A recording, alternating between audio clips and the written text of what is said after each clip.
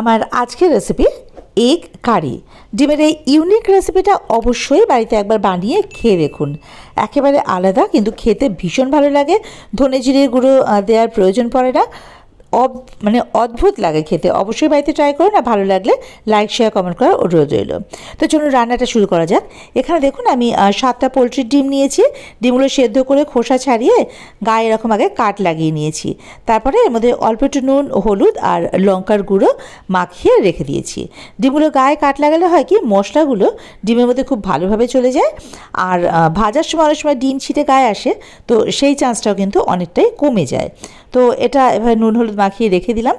এদিকে নিয়েছি দেখুন পেঁয়াজ। আমি এখানে 2টো বড় পেঁয়াজ নিয়েছি, যেগুলো লম্বা লম্বা করে কেটে নিয়েছি 2টো টমেটো, মাঝারি সাইজের টমেটোগুলো পেঁয়াজের মধ্যে লম্বা লম্বা করে কেটে নিয়েছি। আর নিয়েছি পোস্ত আর চারমগজ।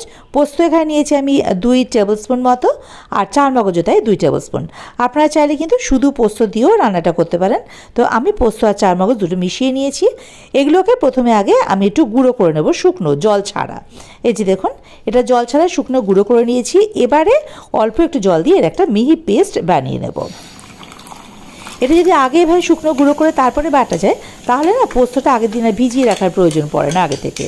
এটা চটজলদি বেটে নেওয়া সম্ভব হয়।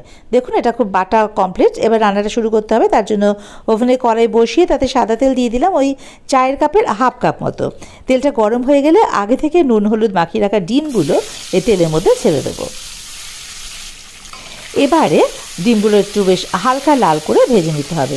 খেয়াল রাখতে হবে খুব কড়া ভাজা যেন না হয়, তাহলে ওই ডিমের বাকলাগুলো একদম শক্ত হয়ে না চামড়ার মতো হয়ে যায়, সেটা খেতে ভালো লাগে না।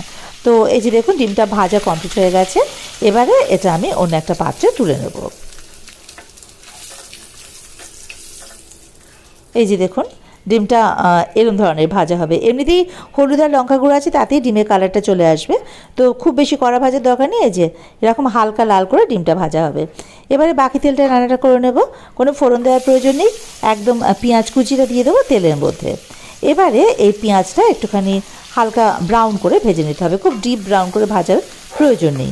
ফ্লেমটা হাইতে রেখে মোটামুটি মিনিট 4-5 সময় ধরে পেঁয়াজটা দেখুন ভেজে নিয়েছি। পেঁয়াজটা দেখে নিন, ঠিক এরকম হবে কিন্তু কালারটা। এর চেয়ে বেশি ব্রাউন কিন্তু পেঁয়াজটা এখন ভাজার প্রয়োজন নেই। তো পেঁয়াজ ভাজা কমপ্লিট। এবারে এর মধ্যে ওই যে টমেটো কুচিগুলো দিয়ে দেবো। এবার টমেটো আর পেঁয়াজটা বেশ সময় ধরে একটু ভেজে নিতে হবে, যাতে টমেটোটা ভাজাটাও ভালো হয়, আবার টমেটোর কাঁচা গন্ধটাও না থাকে।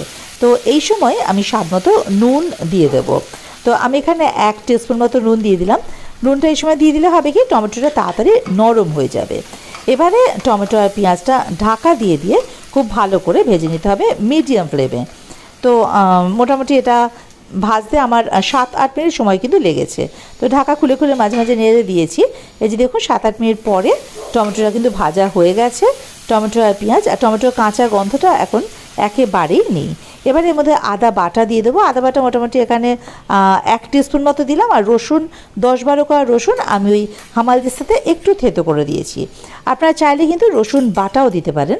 তো আমি এখানে রসুনটা থেতো করে দিয়েছি। হলুদ গুঁড়ো দিলাম এখানে 1/4 টিস্পুন। রঙের জন্য কাশ্মীরি লঙ্কার গুঁড়ো দিয়ে দিলাম 1 টিস্পুন। এটা একেবারেই অপশনাল। কাশ্মীরি লঙ্কা গুঁড়োটা জাস্ট কালারটা ভালো আসবে বলে দেওয়া। আপনারা যদি না চান তাহলে কাশ্মীরি লঙ্কা গুঁড়ো অবশ্যই না দিলেও হয়। তো চিনি আমি এখানে দিয়ে দিলাম 1 টেবিল স্পুন মতো, কারণ এটা কিন্তু একটু মিষ্টি মিষ্টি হয় রান্নাটা আর কি। এবারে সব কিছু আবারও খুব ভালোভাবে কষিয়ে নিতে হবে, যাতে আদা রসুনের কাঁচা গন্ধটাও একেবারেই না থাকে। কোনো কিছু কাঁচা গন্ধ থাকলে না সেই রান্নাটা একেবারেই ভালো লাগে না। তো মোটামুটি মিনিট 4-5 সময় ধরে দেখুন ভালো করে ভাজা ভাজা করে নিয়েছি এই মশলাগুলোকে। তো এটা ভাজা কমপ্লিট। এবারে এর মধ্যে চারমগজ আর পোস্ত যেটা বেটে রেখেছিলাম সেটা দিয়ে দেবো। আর বাটির মধ্যে অল্প একটু মশলা রয়েছে বলে তাতে জল দিয়ে বাকি মশলাটিকেও কিন্তু এর মধ্যে দিয়ে দেব। এবারে ভালো করে কষিয়ে নিতে হবে। ফ্লেমটাকে মিডিয়ামে করি, খুব বেশি সময় লাগে না, মোটামুটি মিনিট 2-3 সময় ধরে এটা দেখুন আমি কষিয়ে নিয়েছি। খুব ভালো করে কষানো হয়ে গেছে, কড়াইয়ের গা ছেড়ে বেরিয়ে আসছে মশলা, আর দেখুন পাশ থেকে তেল ছাড়তেও শুরু করে দিয়েছে। এই সময় এখানে ভেজে রাখা ডিমগুলো দিয়ে দেবো। এবারে দিয়ে দেবো জল কিছুটা, যাতে ডিমটা মশলার সঙ্গে খুব ভালো করে মিশে যায় আর কি। তো অল্প একটু জল দিয়ে দেবো। আপনারা কিন্তু যে যেরকম গ্রেভি খেতে চান সেই অনুযায়ী জল দেবেন আর কি। তবে এটা না খুব ঝোল ঝোল হয় না, জাস্ট একটু মাখা মাখা গ্রেভি টাইপের হয় আর কি। তো এখানে আরও একটু জল আমার লাগবে, সব কিছু ভালো করে একটু মিশিয়ে নিলাম। আরও জল লাগবে কারণ এটা তো একটু ফোটাবো, তাতে ঝোলটা একটু ঘন হয়ে যাবে, তাই জন্য আরও একটু জল দেবো। মোটামুটি 1 গ্লাস মতো জল কিন্তু আমি এখানে দিয়েছি। এবারে এটা একটু ফুটে উঠলে ফ্লেমটাকে মিডিয়ামে করে ঢাকা দিয়ে মিনিট 2-এর জন্য রেখে দেবো, যাতে ওই মশলাগুলো ডিমের মধ্যে খুব ভালোভাবে ঢুকে যায়। মিনিট 2 পর ঢাকাটা খুলে নেব। দেখুন ঝোলটা আরও একটু ঘন হয়ে গেছে।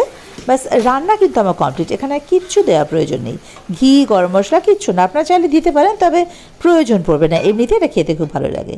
ফ্লেম অফ করে ঢাকা দিয়ে স্ট্যান্ডিং টাইম মিনিট 2 পর ঢাকাটা খুলে নেব। দেখুন রেডি আমাদের এগ কারি। এই দেখুন, এটা দেখতে যেরকম সুন্দর, খেতেও কিন্তু অপূর্ব হয়। মানে কোনো ছোটোখাটো অনুষ্ঠানেও আপনারা এই রেসিপিটা অবশ্যই ট্রাই করতে পারেন।